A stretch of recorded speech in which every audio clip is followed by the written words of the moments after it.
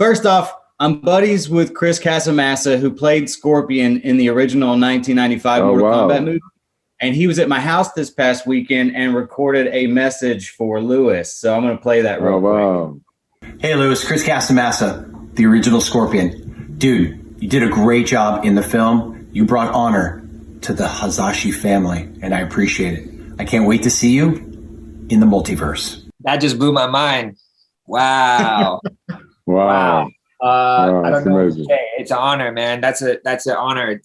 You know, I think Chris is part of my childhood and part of growing up, watching them, and yeah, that's crazy. My mind just went.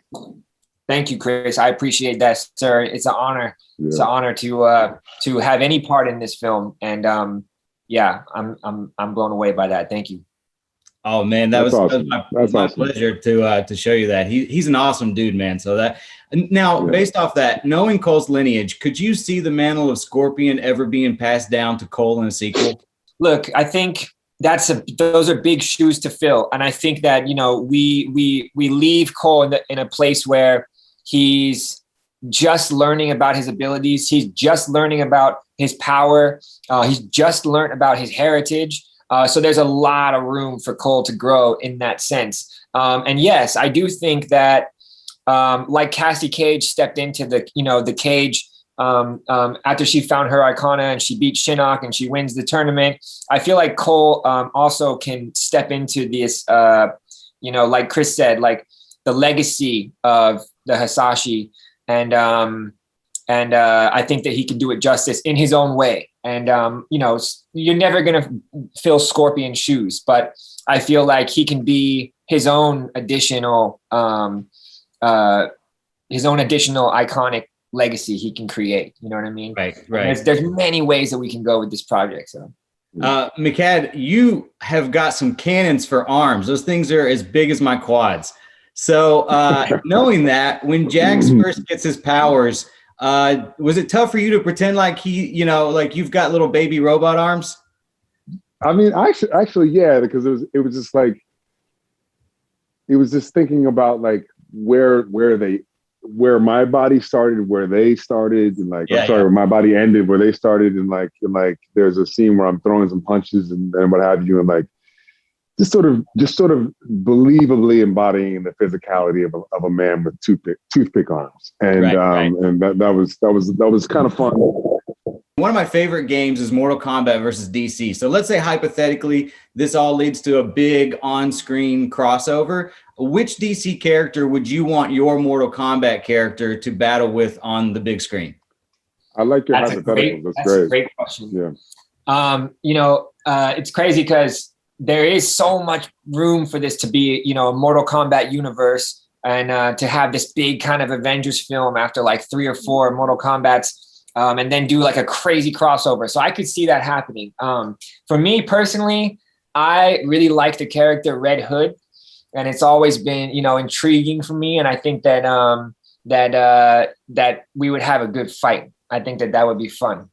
I'd love to see that. That'd be amazing. I think that Jax would stand his ground against Batman or Superman, frankly. I think Jax is just as strong as Superman. He just can't fly and shoot lasers out of his eyes. Well, Mehcad used to dress up as Scorpion and Superman for Halloween, right? So you got to fight Superman. Yeah. I think that you need to fight Superman. Definitely got to fight Superman. I got to fight Superman.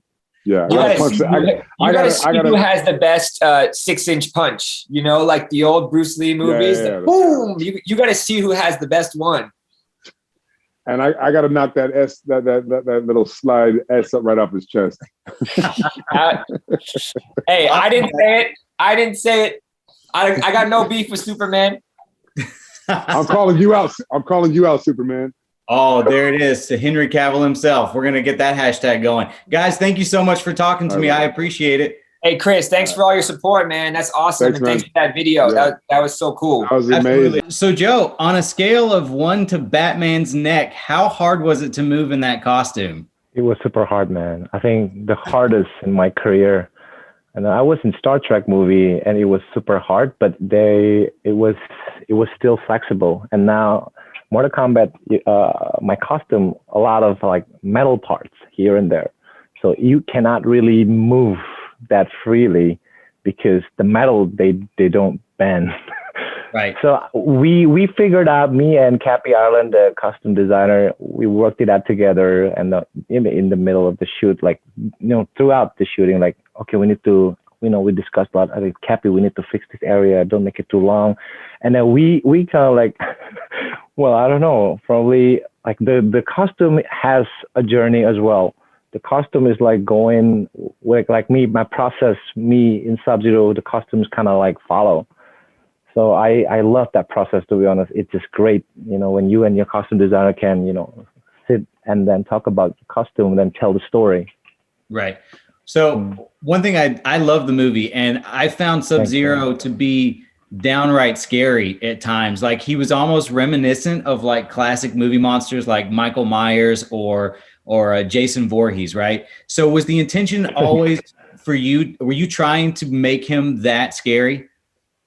I think it's pretty unique. I think one of my friends, my co-star Jessica McNamee, said, Laura who played Cole Young's wife. So Laura said, why you're so scary? Because you gave like a little bit like empathy. It's kind of like we believe that you're supposed to be a good guy, but you're not. That's scary for us. So I talked a lot with Simon, and then we're on the same page that I don't want to play this character just pure black. I want to give a soul, that I want people to believe that he's actually, something happened to this guy, something tragic happened, And then from the lower Mortal Kombat, it's true. He got abducted, but his parents got killed. He got abducted to the Linkway and trained and forced to be assassin. So it wasn't his will.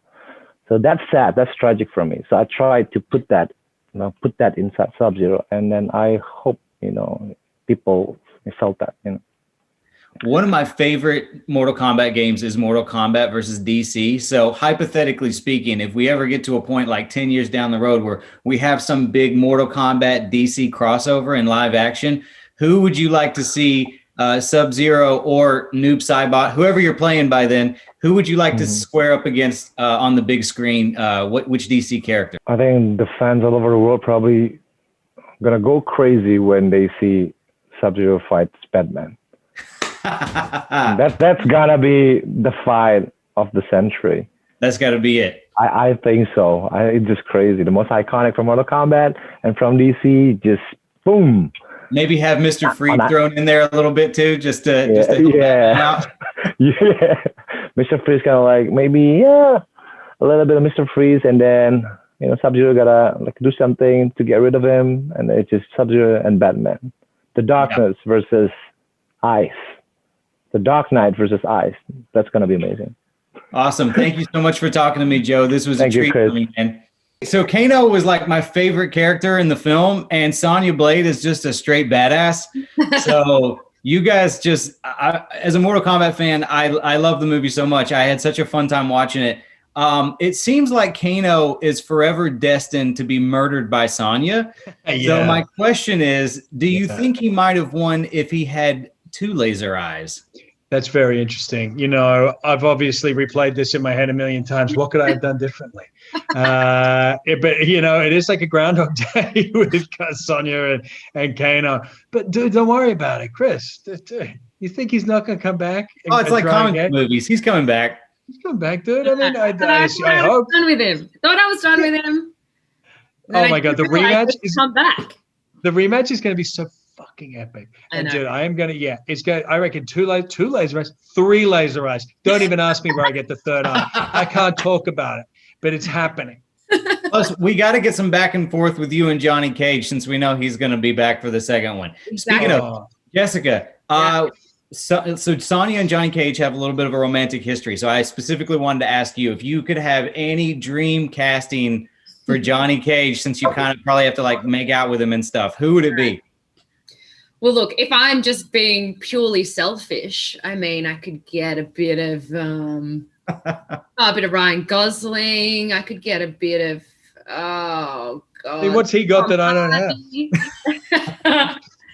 I could get a bit. I mean, how many options do you want? I don't know. Just we could just make someone whose ass I could kiss. Yeah. Just the most good-looking guy in Hollywood. No big deal. You've already got him, baby. So, the second best, okay? Josh, did you get to improv all of your insults, or like were they already in the script? And if so, do you remember any of your favorite ones that might have got cut out of the final movie? Oh man, look, I did get to riff a lot. I definitely did. But yes, so many got cut out. I mean, you couldn't keep them all. I'm trying to think of you can deliver like 10 improv lines. For every one you see on screen, he's given you 10 other options. It was just constant. We need the Kano cut. We need that. Dude, release the Kano cut. We need the Kano cut. I do recall one that got Lewis. I recall that when Jax first sits down at the table and he's got the little itty bitty robot arms, and I got Lewis with one where I went, "Oh mate, you just hit the gym. Let me guess, leg day." and I was bummed that didn't make it, right? Because I thought, that was a pretty funny one actually. No, I love that. That's great. But Lewis spat his drink out at that. He was like, "All right, I remember him too. That was great." Yeah. All right, last question. So one of my favorite games is Mortal Kombat versus DC. And so, God willing, this takes off and we have it's just huge. And then maybe hypothetically speaking, one day we have like a big crossover. So which DC character would you guys want your character to fight against on screen? God, I'm going to mess up. I'm going to get a character from the wrong universe. I'm going to get the wrong universe. We'll cut it if you do that. I wouldn't do that to you. You can. I'd say Wonder Woman, right? Because I just feel like there's just be undeniable sexual tension there. I mean, how could there not be? Then I feel the same about the new Batman. I'll just go the new what's his face? Robert Pattinson? Robert Pattinson, yeah. Right. So we're basically just inventing like crossover sex videos. We're basically just creeps. Yeah, we're not fighting. We're just kind of trying to figure out like a first date situation. I love the movie so much, man. I had a lot of fun watching it. There were a lot of cool fatalities in there, and I got to be honest, Kung Lao's fatality was absolutely my favorite. But it's so graphic. I was curious if there were like any instances on set where you guys got a little sick from the gore. I mean, thank you. First of all, I had to do that fatality. I had to film it twice. During the first part when we were shooting, and then we reshot the whole scene again. So yeah, man, I was covered all up in blood, and the whole thing. It's a mess, but it's beautiful. Yeah, it was. As a Mortal Kombat fan, I was like, it popped me big time. I jumped out of my chair for that one. I thought that was awesome. Yeah, I watched it together with my dad. He also jumped from the chair. I was like, nice. Ah! That's nice. That's a proud father-son moment for sure. In the movie, Liu Kang got to do like the bicycle kick, and he uses the dragon's fire. So I was wondering, are there any specific like Liu Kang moves or fatalities that you're looking forward to doing in a sequel? I think there's a lot, but you know what? With Liu Kang, he's not a jack of all trades, master of none, Since the beginning of the video games, he sticks to what he knows, his cheap sweeps, his dragon fire, and his bicycle kicks that would do like way too much damage, way too much than it's supposed to. So everyone picks Liu Kang. I think, the Mortal Kombat universe and our movie, the theme of it is about blood, right? So for me, Liu Kang is like the heart of it. The heart always beats at the same beat. It's powerful, it's rhythm, it's rhythmic, and it injects blood into the rest of the characters and the rest of the universe. But Liu Kang's got some funny fatalities, especially in MK11, where he actually does a little dance and makes a little love. So let's break some moves in the sequels. Yeah, absolutely. Maybe we got to see some friendships or some babalities. That'd be great. Babalities, yes. I'd love to see that. Babalities. So, guys, one of my favorite games is Mortal Kombat versus DC. DC. So let's say, like, hypothetically, this all leads to like some big screen live action crossover. You never know, right? Which DC character would you want to see your character do battle with in a movie? Come on, man. They have no chance against us. I mean, come on. I love to see Kung Lao fighting Batman. Maybe you take on Joker. I don't know, Ludi. What do you think? Yeah, I would love to have a dad joke battle with Joker.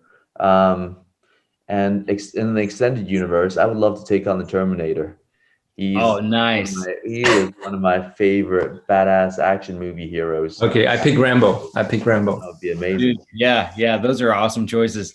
Last question, Ludi. This is not the first time you've played a video game character. You also played Lance in Black Mirror. Striking Vipers, by the way, that was like one of my favorite episodes of Black Mirror. Like, I loved it. But when you took on the role of Liu Kang, just curious, were you relieved that you wouldn't have to hook up with Kung Lao?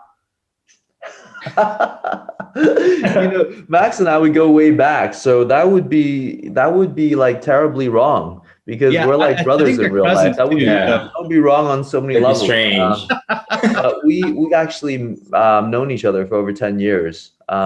He's been on Jackie Chan's stunt family for that long, and it's just super easy. We're almost we're having a bromance all the time. On set and off set. It's just super easy to work with him, and it was an absolute privilege and pleasure. First off, I love the movie. As a Mortal Kombat fan, thank you so much. I had such a fun time. I watched it last night. My biggest complaint is that it goes by too fast, and I could have easily sat through like 45 minutes or an hour more. So is there any chance that in the future we might eventually see some sort of director's cut with like extra footage? Because I felt like there was like so much more meat left on the bone, so to speak. Whether there's a director's cut, I have no idea. There's certainly there's more footage. There's stuff we could work with, but it's not a huge amount. So I don't know. I don't really even. I think part of the process in sculpting, it's a bit like sculpting, right? You have to take away negative space to create the right shape and the right piece that you want. And part of that process was, you have to take certain things away. So sometimes you sort of need to have them to see whether they work or not. And so that's really the best analogy I can give. So I don't know, I've never really thought about it that way. I'm very happy with how it feels, and if it leaves people wanting more, then great. There's plenty of stuff we can go to from the Mortal Kombat canon. So happy to oblige and do more. Yeah, fair enough. I think I'm just feeling a little stingy. I just wanted to see more of it. It really did feel like it just flew by. So in the games, we know Sub-Zero becomes Noob Saibot and his little brother becomes Sub-Zero. So I was curious, in the mythology that you've now created with Cole being Scorpion's direct descendant, could you ever envision Cole possibly becoming Scorpion in a sequel? I don't think Cole becomes Scorpion. I think they're two very different characters. We specifically set up and made it very clear that he would never become that. Never say never, right? But I would say, no, I think Scorpion needs to be preserved and be who he is, certainly at this point in time. I don't want to spoil anything for anyone out there, but it's pretty clear that there are intentions for a sequel. If you could dreamcast anyone as Johnny Cage, who would you pick? Not saying that that's who it is, but just if you could just say, that's who I want, who would it be? Well, I have no idea. I have no clue at this point, because we never really, we did just enough to sort of basically add the joining piece. If the audiences want a sequel, great. But it's not something we ever really talked about in any depth whatsoever. We just, so I have put very little thought to it. I really have. It's a very complex character, a very big character, and a character that is fueled by comedy, really, but not just comedy. There needs to be other facets to him. So it's very tricky to cast that, very tricky. Yeah. It's not that easy, because also he could slide into cheeseball real quick. So you need someone who has the ability to undercut that really well. And I have no idea. I'm not going to give you a name. All right. Fair enough. So if the goal is to eventually develop a whole Mortal Kombat universe and not just have sequels, but maybe have spinoffs, out of all the Mortal Kombat characters, who do you think could benefit most from their own solo movie? Well, I always thought that the Black Dragon clan could be an interesting. It's not necessarily sort of, you know. I thought there's something there. I think that's really interesting to sort of expand out sideways that way. I think all of them could do that. I think there's something with Jax and Sonya. I think there's a Jax Sonya thing that could be really interesting too, to sort of flesh out their relationship and their connection and what, you know, it's I guess it's a more military leaning thing, but I think they all could. I mean, Kung Lao and Liu Kang, they're all very fertile ground for making their own. But not, again, it's not something I've necessarily thought a lot about. So I don't want the context of this to be, oh, Simon thinks that he's going to do that. I'm not saying that.